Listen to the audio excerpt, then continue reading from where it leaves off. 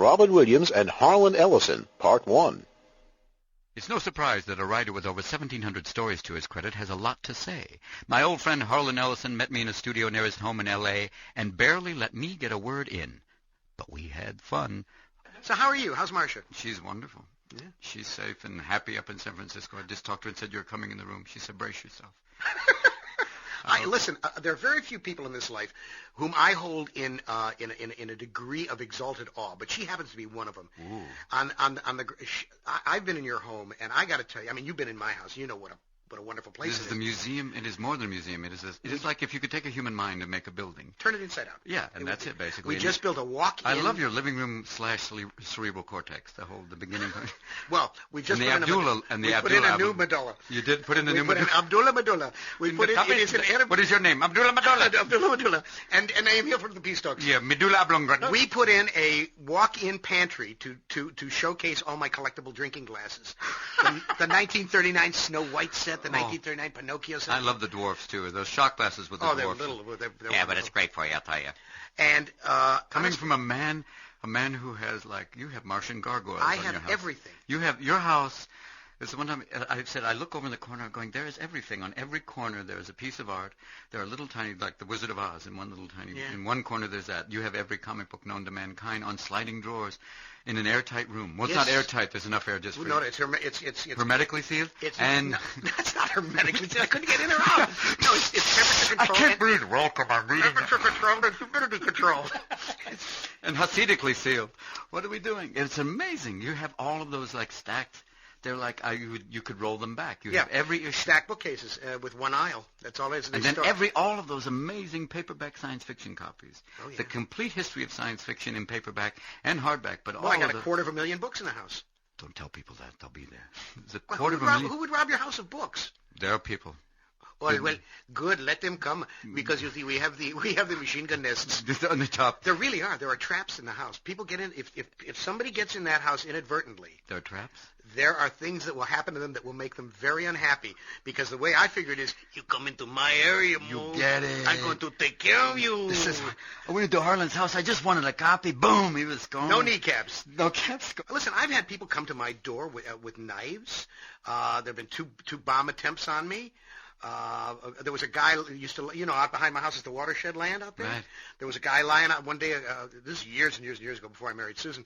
I caught a glint of light every time I passed through the kitchen. There was this glint of light, and I went out on the porch to look, and the porch is kind of shrouded by trees, and I could look out, and there was a guy lying out on the flat out behind the house with a rifle with a telescopic sight, and I took him out. You took him out? I took him out. Yeah. You know where I live. So what I did was I went down the street all the way down to the bottom. And then came back up up through the woods behind him. And so I come up behind this guy, and he's lying there in the high grass with this. He had a Husqvarna 30-06 aimed at the house with a Bushnell scope on it, for Christ's sake. Big hunting rifle. And the only reason he hadn't taken me out was that the sun was shining on the house, and he was waiting to get a shot of me. You see, if I get in a fight, I don't care if I get the crap beat out of me. If I can get off 2 good lines. 2 good lines, that's all I care. You understand what I'm saying? This is the idea. It's like counting coup. If I can get 2 good lines. 2 good lines. I have destroyed the white man. I have taken the white man down. If 2 good lines. So I put the gun right in the back of his neck, and I do a great Raymond Chandler line. I say, "You move, I open another mouth in the back of your head." Now, is that wonderful? Is that Good night, everybody. So. Then he drops the gun. Well, I made him throw the rifle away. I took his belt and my belt, and I tied up his legs, and I tied up his arms behind his back, and I dragged him through the poison ivy all the way back to the house. Well, you've been in that Arroyo area. Poison oak, everything. Dragged him all the way back and left him lying in the front hall until the cops came. They took him away. He did something like 6-7 years. Who was he? This was just some neighborhood punk ass from Brooklyn who'd followed you out. What had happened was we'd had this silly card game, and I put up my Austin Healey, and he beat me, and he said, "Give me your car." I said, "Screw you! I'm not giving you my car. Here's $50. Go away, leave me alone." Well, he got so upset that he tried to follow when we left the house. He followed us on the on the shore, the Hudson, was it the Hudson, the Parkway? Yeah. And he had this VW, and he pulled up alongside, and he had a big beer bottle, and he stood up with the steering wheel between his knees and smashed it against the window of the car we were in, and he harbored this grudge against me. He got busted for something, and they sent him into the Army, and he had been in Vietnam. And now he was out of Vietnam years later, and he remembered this, and he sought me out. He found where I was, and he came to the house, and he scoped it out, and he was lying there, and he was gonna whack me. Wow, that's just one. That's it. These are just one thing that happens to you. A guy took a shot at me on the lecture platform in Billings, Montana. When? How long ago? Oh, well, it's before Susan. This is the perils of being Harlan Ellison. Well, I'll tell. Here's the amazing thing about it. When I tell the stories about my life, I say, this guy's got to be making this crap up as he goes along. Nobody could have had this many adventures. And when Susan and I got together, Susan and I had been together 15 years. We were married 14 years. Soon after we got together, and she was living with me, I did a speaking engagement. And on the speaking engagement, I told this anecdote about the guy who took a shot at me in Billings, Montana, when I was there speaking at Eastern Montana University. And Susan, she didn't say anything, but she gave me that look, the look that says, this is crap. You're making this stuff up as you go along. And I didn't say anything. About 5 years later, we're in Cleveland. It was a big celebration of Superman. Right. This is after they put together the Rock and Roll Hall of Fame. And we're in the Cleveland Convention Center, which is slightly smaller than Lithuania. And we wound up in a sub-basement somewhere, and we're walking along down this huge underground corridor, which was so wide, 8 semis side by side you could unload Ringling Brothers, Barnum and Bailey. That's what they're designed to do. That's exactly the corridors to load the conventions. And we got lost. We didn't know where the hell we were. And I thought, my God, they're going to find our desiccated corpses in September. One little guy going, Amontillado, walk away. Help me. Help me. Susan said, how are we going to get out of here? I said, I don't know. And as we're walking, it's like being in Shangri-La. From over in the misty distance, we see an escalator coming down. And on the escalator is a woman. And all of a sudden, the woman catches sight of us walking toward her, and she yells from a great height toward the ceiling, Harlan Ellison! Harlan Ellison! I said, listen, get behind me. Because you sense that this was wrong. The people who read my books are not entirely there. I want you to understand that. I love them, nice people, but they don't. Sometimes they don't veer that close to reality most of the time. So, only as tourists. And the woman comes running toward me, and she says, and she's panting, and finally she gets to us. A woman at about 40, and she says, do you remember me? I said, did I have your baby? And she said, no. She said, my name is, and she gave her name, and she said, I was one of the teachers who brought you into Eastern Montana University in Billings in such and such a year when they took a shot at you. And beside me, I heard Susan's jaw go clank. And what happens is I tell the most unbelievable stories that sound like that I'm cobbling them up out of nowhere, and somewhere along the way, someone will come out of nowhere and say, do you remember when I saw you bite that dragon's snout off and spit it into the python's ear? And so Susan has come not to doubt she's just like, oh, that. Yeah, that's that story. Well, what's the weirdest thing ever happened to you? The weirdest thing ever happened to a guy in Chicago. I did a concert at a club. A guy in Chicago put me in a headlock and wanted me to kiss his wife.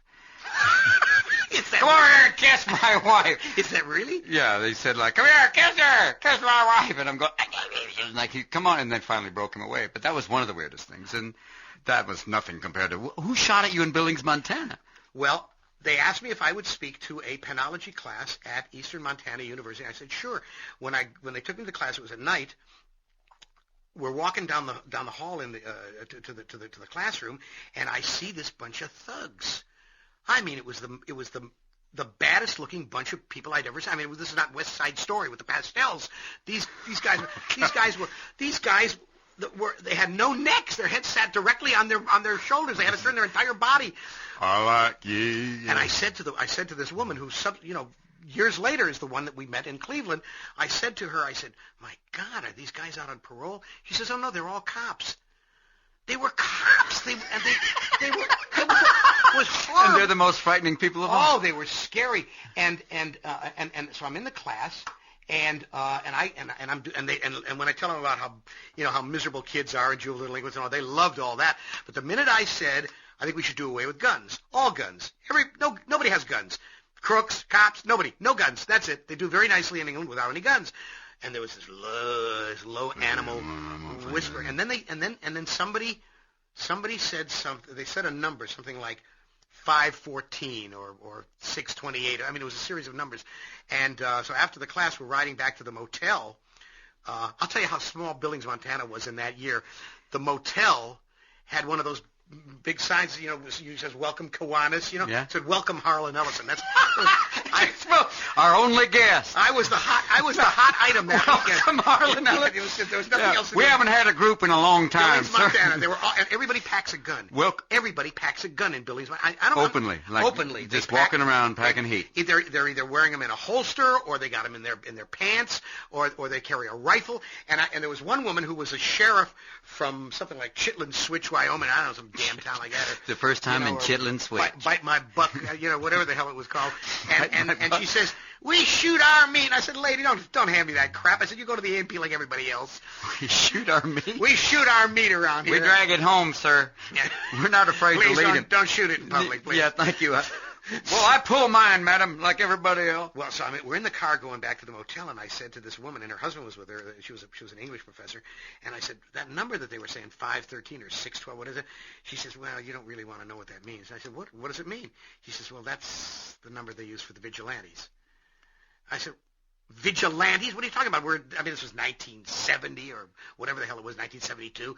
I said, "What are vigilantes? What is it, the Oxbow incident? What are you talking about here?" She says, "No, this happens a lot. They take people out and they just beat the crap out of them, or they are found in a ditch somewhere." Well, that put me on my muscle. I got very nervous. I didn't sleep much that night. Well, the next night, when I went to do the lecture, and because there was nothing else happening in Billings, the joint was jammed. There's 1,500 people in the auditorium at the university, and I'm standing in the middle of that of a spot of light. You know that great scene in Mickey 1 where Warren Beatty is doing the stand-up comedy routine, and he knows that the mob is up there in the booth, and they're watching him, and he's all alone in the spotlight, and he's very nervous, and he says, "Are you up there? Are you up there? And he throws the mic in one direction, he runs the other direction." Did you do that? Well, that's what I wanted to do, because it was pitch dark. I couldn't see a damn thing. And the light's right in your eyes. The light was right in my eyes. I've got the mic in front of me. And the numbers going through the back of your head. And behind me was a movie screen. They had a movie. They didn't raise the movie screen. And I remember this, you know, as clearly as I can. And I'm telling the story of what happened the preceding night. And I'm saying, so I talked to these cops, and I said, blah, blah, blah, blah, blah, blah, and all of a sudden, bam, there's a blast of light from the middle of the audience, and the bullet, if he or she had wanted to hit me, no problem. I mean, I was standing right there in the light. They obviously were just trying to scare the hell out of me. The bullet went right past my left ear, and I turned around, and there was a hole in the movie screen. Went right through the movie screen. And the wonderful two things then happened. One was there wasn't a sound from the audience. Not a sound. Nobody moved. Nobody said, "Grab him! Get him!" They all sat there and let this guy put his heat away. Nobody bothered him. And I thought, well, if I look frightened, I said, I've lost the evening. So with the mic, I walked to the edge of the stage. It was a traveling mic. And I said, okay, now if the spineless yellow bastard who's hiding out there in the darkness wants to come up here and come out at me mano a mano, instead of being a little turkey shit and sitting out in the darkness, we will do a little dance. Come on up, you pissant. Where are you? Nothing moves. Nobody. And people were, oh, God. I said, okay. Now that we know who's got the balls and who doesn't, I will proceed with my evening. And I did 2 hours. Whoa! Damn, Harlan. Well, high noon. High noon. Don't take that train to town. Damn. This is like... I have never been smart enough to stay out of trouble. My favorite thing was years ago someone wrote you that letter. You'd written something about a midget. I get a letter from some joker. Call him Joe Calistoga, for want of a better name, and he says, "Dear sir, dear Mr. Ellison, you are always using." They always say you are always, like every time 1,700 stories, and you are always talking about midgets and dwarfs and midgets and making them villains and blah blah and blah blah blah. We don't like to be called midgets. We like to be called little people. So I looked through my oeuvre, my body of work. There's 1,700 stories, and I found 2 stories with a midget in them. In one of them, he was the hero, Big John Little. He was a midget. He was a midget who happened to be a private detective. And so I write this guy back, and I say, "Dear Mr. Calistoga, I got your letter, and I've looked at it, and I thought about it, and I thought about it, and I thought about it, And I would like you to know that I'm 5'5". I am a little person. You're a midget! That's what... Hey, I know you. I'm not going to shoot at you, but damn it, I'll be there. 3 of us will drag you down. We know where you live. We'll be there at we'll be looking through your mail slot. I know you. We'll find you. That's when I went... Well, the first time we had that benefit, there was first benefit you had was in L.A. I came. It was for a libel suit. Yeah. That you'd said something about somebody. I'm there. You had Asimov, Bradbury, Silver. It was the greatest names in science fiction. Stan Lee was there. And they all were there. And it was for a benefit that you had libeled somebody. You said something, and you said... But I was praising him. You were, and he took it as libel. Because, yeah, well, that's because he was a nutcase. He thought he was going to get money out of me. Yeah. And I will fight these people to the last tick of time. It is... It was a great night. You were funny. Oh, it was a blast, though. I was there. I mean, to see Bradbury. I mean, it was everybody that I'd ever read. It was all in one room to raise money for you. Yes, I am a fine... For your legal foundation. It was wonderful. They saved my... How shall I put it? My ass. We're your ass. We will always be there. Did I tell you the story about Meyer on his 90th birthday? No. This is a great story. Okay. You got to hear this story. Meyer's 90 years old, and he's hobbling down Beverly Drive to go to Nate and Al's. He's going to treat himself to a piece of flanken on his birthday. That's all he wants. He's got the walker. Suddenly, a car filled with his wild young buddies, they're only 80 years old, pulls up, a Cadillac, and they say, Meyer, come here, Meyer. What is it? What do you want from me? Come here, it's your birthday. You're 90, we got to surprise you. No, get away from me, you guys. I know you guys. You're going to have a woman jump out of a cake. I'll have an infarct. I'll drop dead. Leave me alone. They grab him, they drag him into the car, they drive him all the way downtown to the Bonaventure Hotel. They throw him out in the reception area. They give him a gold key. They say, you see the guy over there with the epaulets, the major domo? Go over to him. Tell him your name is Meyer. What do you, please, let me go. Just go. He walks, he hobbles over to the guy, and he says, excuse me, are you the floor walker here? He says, yes. He says, I'm Meyer. He says, Mr. Meyer, we've been waiting for you, sir. Whisks him into a private elevator up to the top of the Bonaventure Hotel. They fling open the double doors, and there's a gigantic suite. The suite looks out. It's such a beautiful suite. You can see all the way to the ocean. Along one wall is nothing but a groaning board filled with food, not just Tex-Mex and deli and Chinese and Thai. There's Lithuanian food. There's Hungarian food. There's anything you could possibly want, and a gigantic Nova Beam television with the finest new films. I mean, really good films. I mean, important good films like Mission Impossible. We're talking Armageddon, Dumb and Dumber. I mean, the really important films. So our lines are open, ladies and gentlemen. Here's Meyer sitting on the end of the bed. He's got a nice lean corned beef on corn rye and a Dr. Brown's cream soda. Suddenly the doorbell goes off. He puts on a sandwich, hobbles over to the door, opens the door. There stands a 6'2" woman in black leather with 5.5-inch spike heels, and she's carrying a whip. And she says, are you Meyer? He says, oh, God, oh, yeah, what? Oh, what? She says, your friends have sent me. My name is Satanica, and I'm here to give you super sex.